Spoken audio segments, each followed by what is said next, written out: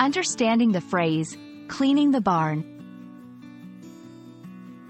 Hello, everyone. Welcome to our English language learning channel. In today's video, we'll be exploring the phrase, cleaning the barn. This is a phrase that may sound straightforward but has more depth than it appears. Whether you're a beginner or an advanced learner, understanding such phrases can enrich your English language skills. So, let's dive in. Firstly, let's break down the literal meaning of this phrase. Cleaning refers to the act of removing dirt, making something neat, or putting things in order. A barn is a large farm building used for storing grain, hay, or straw, or for housing livestock.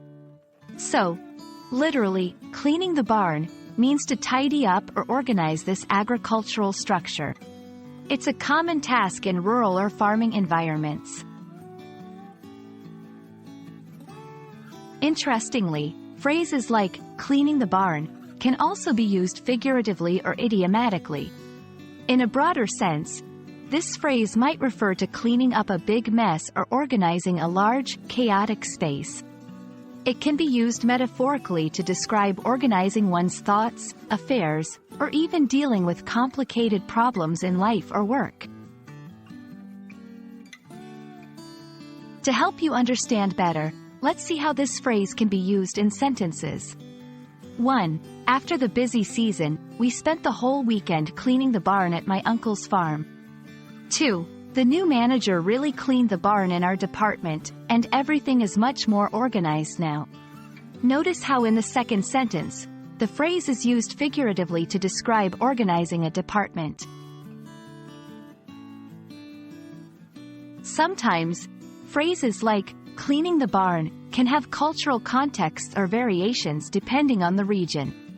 In some places, similar phrases might be used, like cleaning the shed or tidying the loft, which carry similar meanings but might be more common in different English-speaking areas.